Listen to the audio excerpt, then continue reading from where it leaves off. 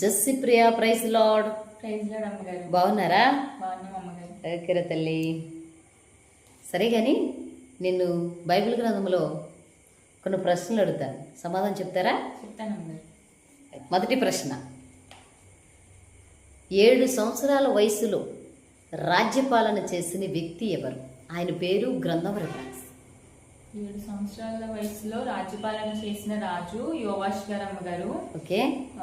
2వ దినవృత్తాంతాల గ్రంథము 24వ అధ్యాయము 1వ వచనంలో ఉంటుంది ఆయన గురించి. Okay, super super super. కాదు, ఈ వాక్యం ఎన్ని రోజులైంది నువ్వు చదివి? నెల అవుతుందా? నెల దాటేస్తుందా? 2వ దినవృత్తాంతాలు చాలా చాలా రోజు అయితే గుర్తుపెట్టుకున్నాం అనమాట. అట్లా. Okay, thank you. రెండవ ప్రశ్న అడగనా? అడగండి. ఓకే. ఇశ్రాయేలు ప్రజల దృష్టికిని దేవుని దృష్టికిని మంచివాడని సాక్ష్యం పొంది చనిపోయిన వ్యక్తి ఎవరు? ఆ రాజు పేరేంటి? ఆ రాజు పేరు యెహోయాదా అమ్మగారు. ఓకే. అదే 2వ దినవృత్తాంతాల గ్రంథము అదే 24వ అధ్యాయము 15వ వచనంలో ఆయన గురించి ఉంటుంది. ఓకే, అంటే మంచి సాక్ష్యం కదా జెస్సీ? చాలా మందికి ఆ సాక్ష్యం ఉండదు కదా. ఆ గ్రంథంలోనే ఎదరికి కొంచెం వస్తే యెహోరామ్ అని అతను ఉంటాడు, మీకు తెలుసో తెలియదు. అతను చాలా ఇబ్బంది పెట్టాడని, ఇంటి వారిని ఇబ్బంది పెట్టాడని, లేకపోతే ఇశ్రాయేలు ప్రజలను ఇబ్బంది పెట్టాడని, దేవుని దృష్టికి లేకుండా. Okay okay. మూడవ ప్రశ్న అడగనమ్మా? అడగండి. ఎవరు పుట్టాక భూమి విభాగింపబడింది? పెలెగు అనే వ్యక్తి పుట్టిన తర్వాత భూమి విభాగింపబడింది అమ్మగారు. ఓకేమా. అది ఆది కాండంలో 10వ అధ్యాయం 25వ వచనంలో ఉంటుంది. చాలా సూపర్ సూపర్ సూపర్. 4వ ప్రశ్న అడగనమ్మా? బైబిల్ గ్రంథంలో దెబోరా అనే స్త్రీ తెలుసా మీకు? తెలుసు అమ్మగారు. న్యాయాధిపతి, ఇశ్రాయేలీయుల్ని అధిపతిగా ఉన్నారు. ఎన్ని సంవత్సరాలు న్యాయాధిపతిగా ఆవిడ పరిపాలించారా? ఆమె 40 సంవత్సరాలు ఇశ్రాయేల్ గారిని న్యాయాధిపతిగా ఉండడం జరిగింది అమ్మగారు. ఆ విషయము న్యాయాధిపతులు గ్రంథము 5వ అధ్యాయంలో ఆఖరి వచనంలో ఉంటుంది. అదే 40 సంవత్సరాలు. దెబోరా గారి గురించి ఎన్నో అధ్యాయం నుంచి ప్రారంభమైంది? 4వ అధ్యాయం నుంచి ప్రారంభమైంది. Right answer. దెబోరా అంటే పేరుకి అర్థం ఏంటి అని చెప్పాను నేను? దెబోరా అనగా తేనెటీగా అనే అర్థం అమ్మగారు. ఓకే. తేనెటీగని ఎందుకు పోల్చారు తల్లి అసలు? దాని గురించి ఏమన్నా కొంచెం ఎక్స్ప్లెయిన్ చేస్తావా? నేను నేర్చుకుంటాను, అలాగే చూసే ప్రేక్షకులు కూడా నేర్చుకుంటాను. అమ్మగారు, ఎందుకంటే తేనెటీగ ఎందుకు పోల్చారంటే మధురంగా, మృదువుగా, తీయగా ఉంటుంది. అలాగే దాని వల్ల కాస్త ఆకలి తీరుతుంది అనమాట. అంటే ఇశ్రాయేలీ ప్రజలకి సమస్యలు ఉన్నప్పుడు ఆ సమస్యలు తీర్చేది ఆవిడ ఒక న్యాయాధిపతిగా.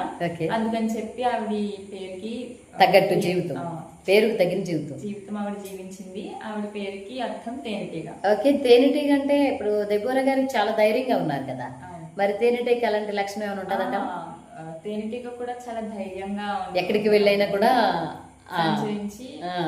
రాగలదు. అది నాకు తెలిసి తేనెటీగ ధైర్యవంతురాలని నేను ఎందుకు కొలుస్తున్నానంటే, తేనెటీగ కుట్టేటప్పుడు రాజా పేదవాడా, వీడు చదువుకున్నాడా చదువుకోలేదా వీరెవరో చూడదు. దాని దారి కట్టబోతే ఆడెంతటి వాడైనా కుట్టే స్వభావం ఎవరిది?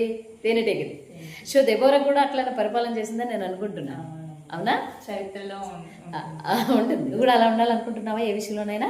దేవుని కొరకు ఉండాలనుకుంటున్నాను. థ్యాంక్ యూ తల్లి, థ్యాంక్ యూ. వినేవారు కూడా అలా ఉండాలని ఆశిస్తున్నావు కదా. ఓకే. 5వ ప్రశ్న అడగనా? క్రైస్తవ్యం అనే పదం బైబిల్ గ్రంథంలో కనపడుతుందా? ఏ పుస్తకం, ఎన్నో అధ్యాయము, ఎన్నో వచనం? అది క్రొత్త నిబంధన పుస్తకంలో అపోస్తలుల కార్యములు 11వ అధ్యాయంలో ఉంటుంది అమ్మగారు. 11వ అధ్యాయము వచనం సరిగ్గా గుర్తులేదు.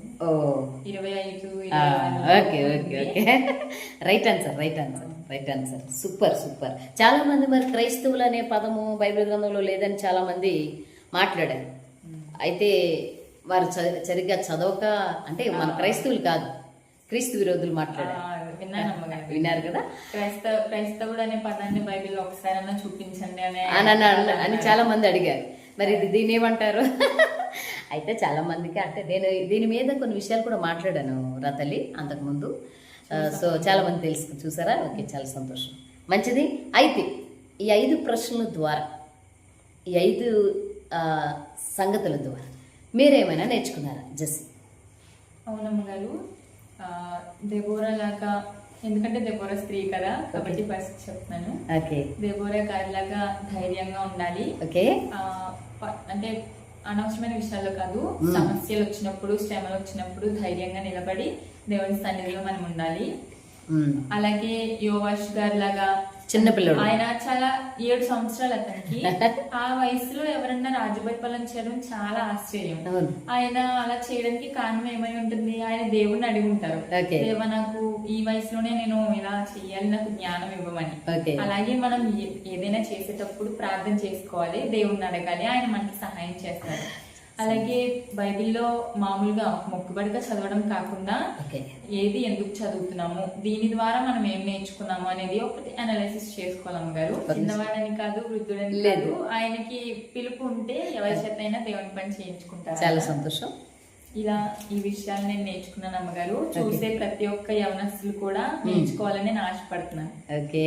ఈ రోజుల్లో జెస్సీ యవ్వనస్తులు ఎలా ఉన్నారంటే టీవీల దగ్గర ఫోన్లతోనూ లవ్వులోను కొవ్వులోను ఇలా బ్రతుకుతూ చాలామంది యవనస్తులు కాలం గడుపుతున్నారు తప్ప కొంతమంది మీలాగా కొంతమందే బిడ్డలు దేవునిలో ఎదగటం కానీ మంచి నేర్చుకుంటాం కానీ జరుగుతుంది. మంచిది. ఈ 5 ప్రశ్నల ద్వారా మీరు మంచి విషయాన్ని నేర్చుకున్నారు. ప్రేక్షకులకు కూడా అదే మీరు చెప్పారు. చాలా సంతోషం.